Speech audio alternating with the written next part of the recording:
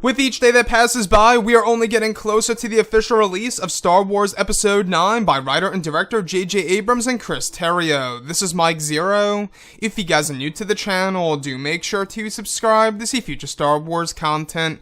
Now, when we look at J.J. Abrams, we do know that he's very ambitious and goal-driven for this movie in order to really make this film very satisfying to a majority of the Star Wars fans around the world.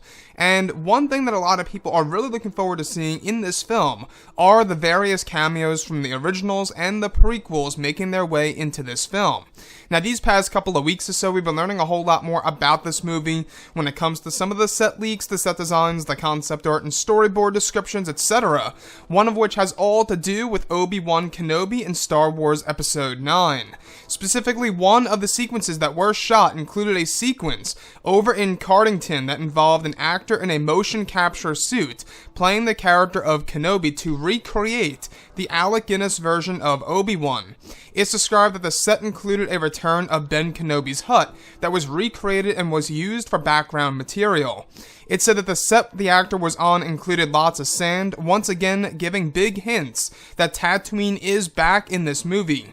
Additionally, it said that Ewan McGregor is set to portray the other version of Obi-Wan that serves as a bridge between Alex and Ewan's. It's described that this version of Obi-Wan will only require makeup, and that Ewan is set to also provide voiceover work in the summer.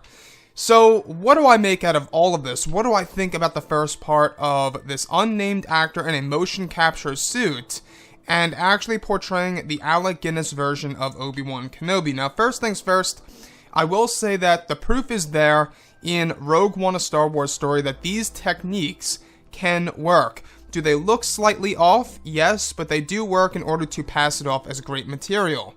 If you look at Tarkin in Rogue One, I honestly think that they did a great job with recreating Cushing's face. They did an excellent job on that.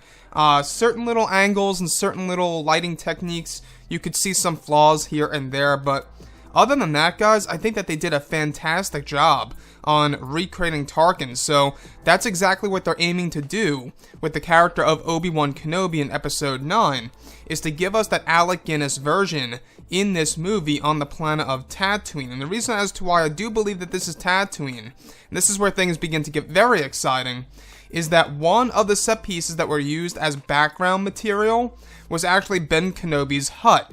Now, we do know that Rey is traveling to two different desert worlds in Episode 9. It also makes sense as to why the major filming location over in Wadi Rum served as a location for two worlds in Episode 9. I believe it's going to be split up between both Tatooine and Jakku in Episode 9.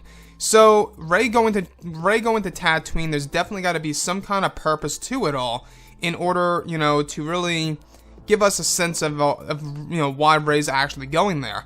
So this whole entire sequence involving this unnamed actor, we don't know who he is, that's portraying the Alec Guinness version of Obi-Wan Kenobi and recreating the Obi-Wan that most fans are very familiar with in the original trilogy. And honestly, I love that version of Obi-Wan. It's so classic.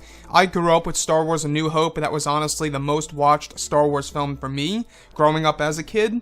So, the fact that they're trying to really pay respect to some of the characters in a very respectful way by also not including the actual character, but also by recreating the actor who portrayed the original version of that character, I think is fantastic. And the fact that this unnamed actor was in a motion capture suit on set that was actually the set of the planet Tatooine with Ben Kenobi's hut, I think is a very interesting angle for Star Wars. Now, the other thing here is Ewan McGregor. We heard about this lightly before in the past, however, something new here. Alright, we do know now that he is actually set to portray the other version of Obi-Wan that serves as a bridge between Alec and Ewan's.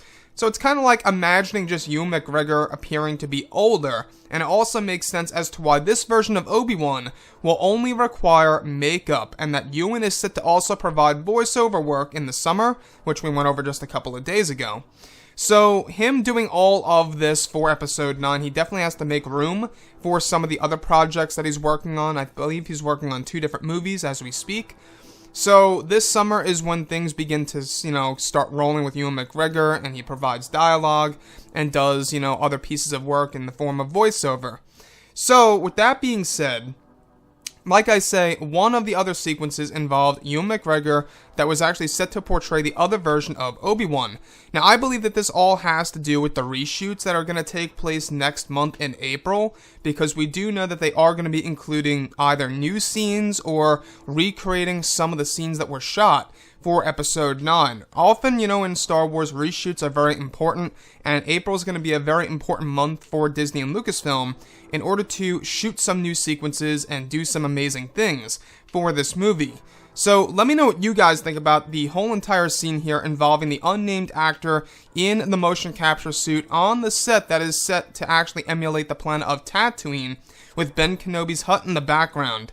Anyways, guys, drop a comment below. Let me know what you think about all of this in the comments. And if you guys did enjoy the content for today, do make sure to drop a thumbs up on this video to support the channel. I thank you all so very much for the kind support, and I'll catch you guys next time.